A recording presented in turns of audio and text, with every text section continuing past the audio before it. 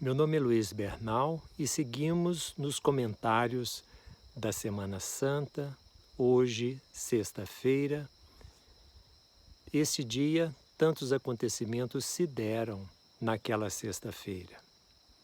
Começa Jesus no horto, onde, escolhendo 3 discípulos mais próximos, Pedro, João e Tiago, para orarem com ele, não conseguiram manter a vigília necessária.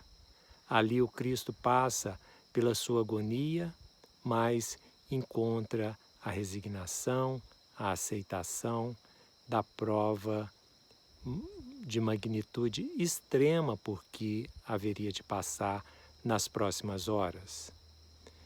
É para ali que Judas leva aquele grupo de soldados que o prendem. E Jesus, então, é levado a Anás, depois a Caifás, que o interroga na sua residência oficial, buscando ali já selar a sua condenação.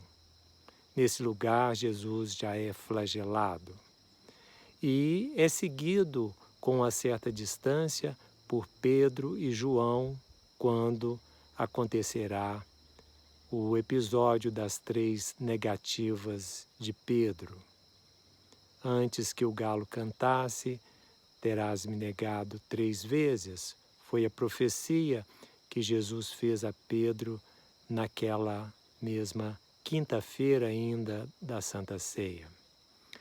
Já para amanhecer o dia, estavam ali então na residência de Caifás, passando por esse julgamento e por esta flagelação. Quando amanhece, é levado então ao pretório para que Pilatos confirme aquela condenação.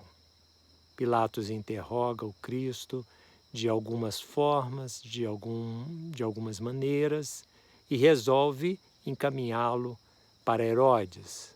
Mas Herodes não quer assumir aquela condenação e o envia de novo para Pilatos.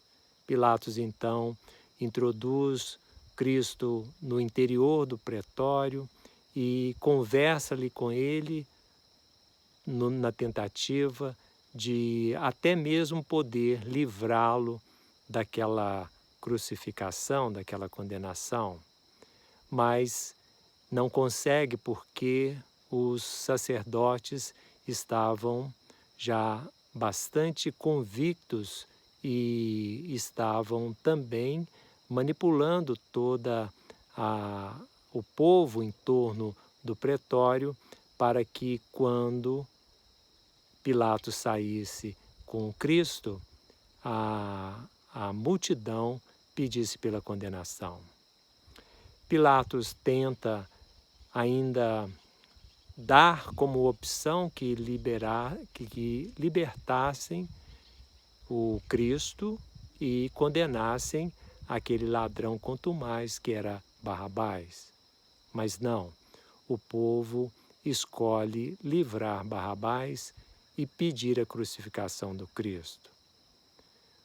Pilatos conduz ele para a flagelação por conta de que aqueles açoites pela condenação ainda pudessem livrá-lo da condenação maior.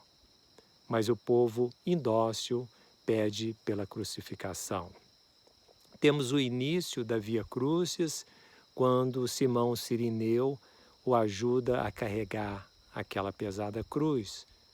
Temos que lembrar que Jesus passou esta madrugada quase que toda sem dormir, sendo flagelado, passando por torturas e o tempo todo mantido quase que acordado. Então, depois de todo esse tempo, ele recebe essa ajuda de Simão, o Cirineu. É levado ao Gólgota, onde é então colocado na cruz com todo aquele rito que acontecia na crucificação. Ao seu lado, à direita e à esquerda, estão 2 ladrões. Jesus passa por humilhação, já que aquelas pessoas que o guardavam ali na crucificação o provocam, como que ele não conseguiria descer dali, se ele era tão poderoso, se ele era um rei, como que não conseguiria? Porque foi esta a inscrição da culpa dele que Pilatos mandou lavrar e escrever no alto da cruz. Este é o rei dos judeus. Os judeus contestaram esta inscrição, mas Pilatos a manteve. Então é ali que Jesus também concilia, cria um vínculo muito grande entre João e Maria, para que Maria não ficasse desamparada e para que João também recebesse uma maternidade especial de Maria. É ali que então Jesus passa pela agonia da crucificação, se diz desamparado por Deus, e diante de todo aquele volume de agressão física até mesmo que recebe, pede ao Pai que perdoe, porque eles não sabem o que fazem. Depois de bastante tempo, chegando a hora nona, ele então brada que ao Pai ele entrega nas mãos do Pai o Espírito que é. E nesse momento tudo está consumado. O entendimento da crucificação, ele requer de nós grande desafio, porque pode parecer que nós, os cristãos, estamos a valorizar bastante um aspecto masoquista da condição humana, de voltarmos sempre a este episódio sangrento de tortura, de morte vil pela qual o Cristo passa. Mas a mensagem da crucificação é luminosa. O Cristo esteve na terra o tempo todo defendendo os princípios pelos quais ele foi encaminhado até nós. Manteve a sua palavra, a sua voz acesa, ativa o tempo todo na defesa desses princípios que eles são a base para a transformação da humanidade. No entanto, quando precisava, de acordo com a própria concepção dos judeus, para que ele fosse o Messias, ele precisava vencer os seus adversários, inclusive aquela ocupação romana.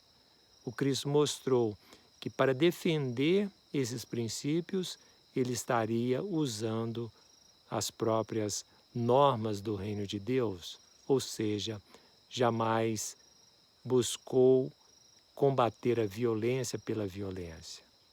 Aí a mensagem do sacrifício, para defendermos as nossas ideias mais sacrossantas, nós haveremos de fazer tudo, menos optar pela violência, porque isto contraria a lei do amor, o principal princípio da doutrina cristã.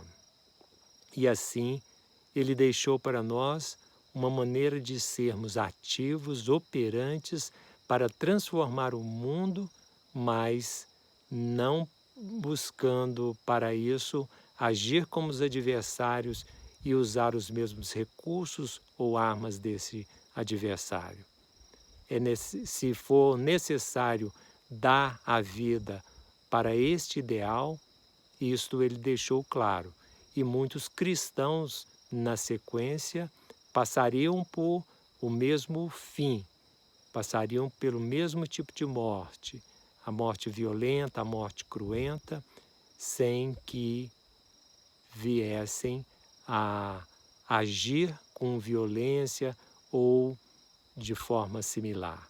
A mensagem da cruz é uma mensagem luminosa de amor e de autossacrifício quando este for necessário.